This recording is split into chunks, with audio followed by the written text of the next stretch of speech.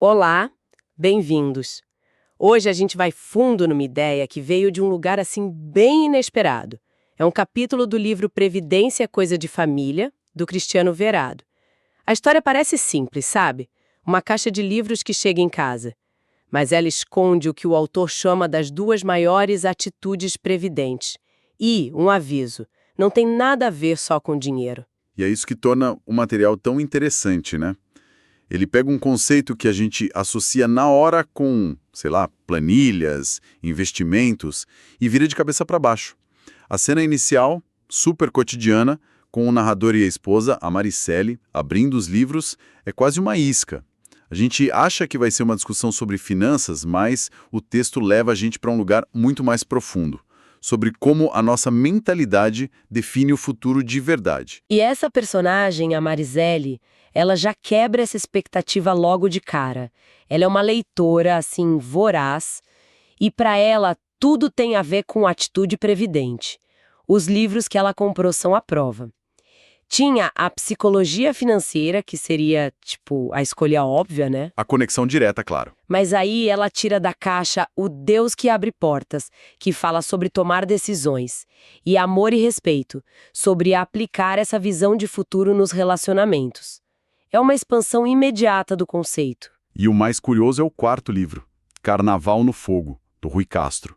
Ela comprou de presente para uma amiga, a Bia, e a justificativa é que é uma leitura essencial para quem mora no Rio, para entender a própria cultura. O próprio lugar onde vive. Exato, ou seja, até pertencer e entender suas raízes é um ato previdente. O texto está dizendo desde o começo, esquece a definição limitada de previdência. A gente está falando de uma postura perante a vida. É sobre se preparar intelectualmente, emocionalmente, até culturalmente para o futuro. O que me leva ao tal evento que eles estão se preparando para ir. A Flip Prev. O nome é ótimo, né? Uma brincadeira com a Flip de Paraty. Mas a dinâmica é o que realmente me pegou. Não é um clube do livro comum. Não mesmo. Pelo contrário, cada um leva um livro que já leu, que o marcou, e presenteia a outra pessoa.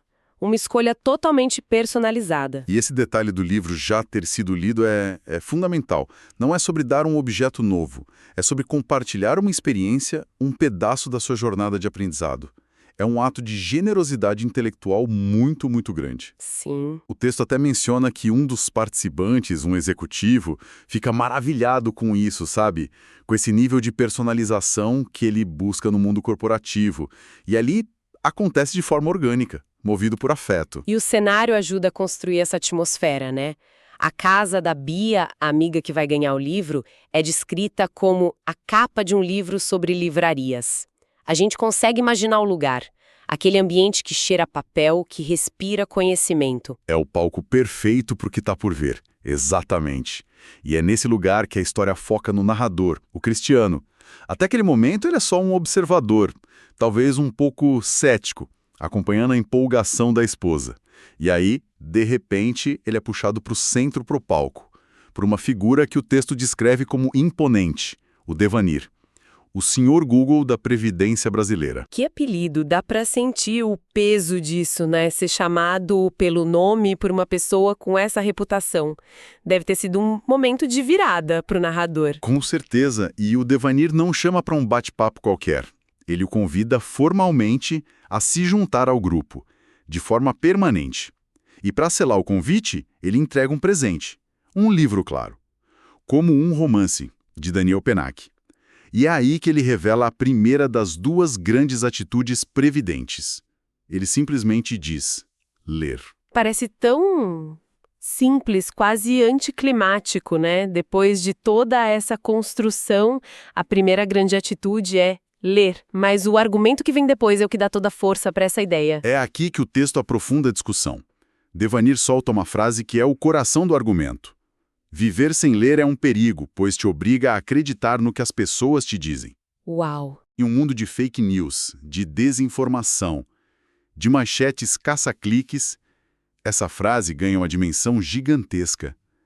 A leitura, no argumento dele, não é um hobby. É uma ferramenta de autodefesa.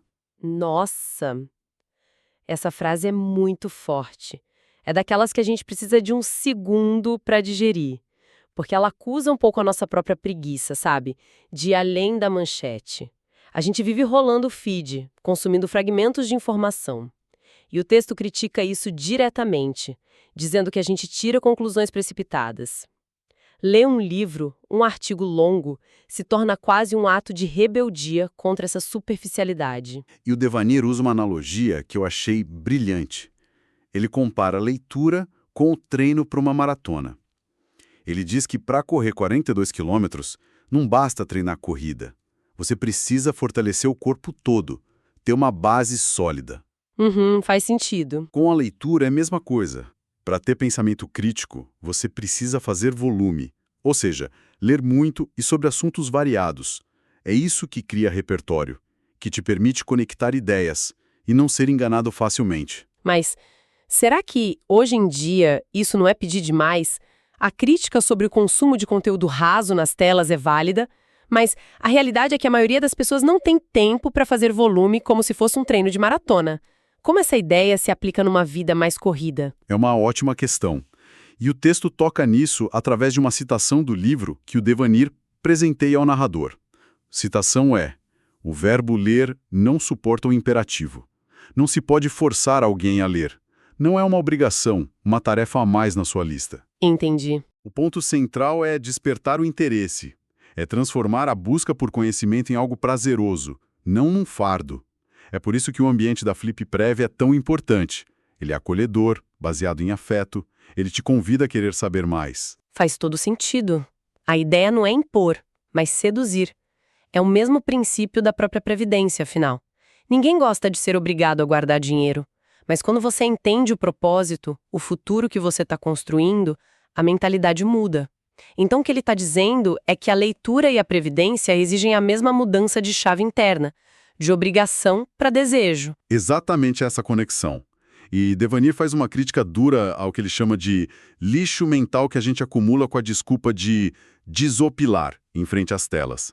Ele argumenta que esse consumo passivo de conteúdo de baixa qualidade, na verdade, nos deixa anestesiados, menos capazes de pensar por conta própria. E ler, nesse contexto, seria o antídoto. É o antídoto. É o ato de escolher ativamente o que você coloca na sua mente. Isso me faz pensar. O narrador ficou ali, processando essa ideia toda. O texto diz que ele até já tinha visto aquele livro antes, mas ignorou com uma certa arrogância. Recebendo das mãos do Sr. Gugu da Previdência, a coisa muda de figura. E aí, claro, a curiosidade dele foi pro próximo passo, né? E ele pergunta. E a reação na sala é muito bonita. Ninguém responde de imediato. O texto diz que as pessoas sorriem, trocam olhares, como se compartilhassem um segredo. É um momento sutil que revela que a própria pergunta dele, o ato de querer saber mais, já era parte da resposta. E então, vem a revelação. Devanir diz que a segunda maior atitude previdente é manter um coração ensinável. Confesso que eu esperava algo mais técnico, sabe? Diversificar investimentos ou algo assim. Mas coração ensinável. Isso leva a conversa para um lugar completamente diferente e muito mais humano. E essa é a grande sacada do texto. A previdência mais importante não é a financeira, mas a de caráter. Um coração ensinável, segundo a explicação, é uma postura ativa de estar aberto a aprender. É a disposição para escutar de verdade, para refletir, para considerar pontos de vista diferentes do seu. Não significa concordar com tudo, mas ter a humildade de avaliar uma sugestão, de respeitar o pensamento divergente. É uma escolha, então, não é um traço de personalidade com o qual você nasce. É algo que você decide praticar. Precisamente. É a decisão de não ser o dono da verdade. É a capacidade de dizer, eu não sei, me explique. Ou, eu nunca tinha pensado por esse lado. Num mundo que parece cada vez mais polarizado, onde todo mundo tem certezas absolutas, essa atitude se torna quase revolucionária. É verdade. É a base para o crescimento contínuo. Uma pessoa com coração ensinável pode até errar, mas ela aprende com o erro e se ajusta. Uma pessoa que acha que sabe tudo está estagnada. Então, no fundo, a grande lição aqui não é sobre duas atitudes separadas. É sobre um ciclo.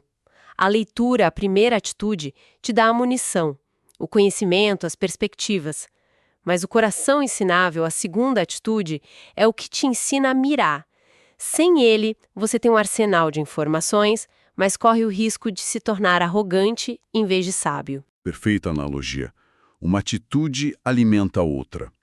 O coração ensinável te impulsiona a ler mais, a buscar novas fontes, e a leitura, por sua vez, ao te expor a tantas ideias diferentes, reforça a humildade de que sempre há mais a aprender, fortalecendo o seu coração ensinável. É um ciclo virtuoso, que constrói sabedoria e não só acúmulo de informação.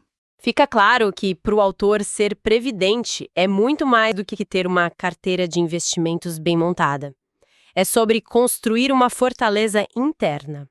A leitura te dá as ferramentas, o discernimento, e o coração ensinável é a postura que te permite usar essas ferramentas com sabedoria. É uma visão muito poderosa. O texto usa essa narrativa pessoal, calorosa, para nos lembrar que o maior ativo que podemos construir para o nosso futuro não é financeiro. É a nossa capacidade de aprender, desaprender e reaprender. A verdadeira segurança não está no dinheiro que você guarda, mas na pessoa em que você se torna. O que nos deixa com uma última provocação para pensar. A fonte defende com muita paixão a leitura de livros como o grande antídoto contra a superficialidade. Mas hoje a gente tem acesso a análises profundas em diversos formatos, como essa nossa conversa aqui, documentários, cursos online. E isso levanta uma questão interessante para refletir. Será que o mais importante é o meio, o livro físico, o papel, ou o ato em si? O ato de buscar conhecimento aprofundado com um coração ensinável, independentemente da plataforma? Talvez o que o texto realmente defenda não seja o objeto livro, mas a atitude de imersão e foco que ele representa. O que realmente significa ler no mundo atual.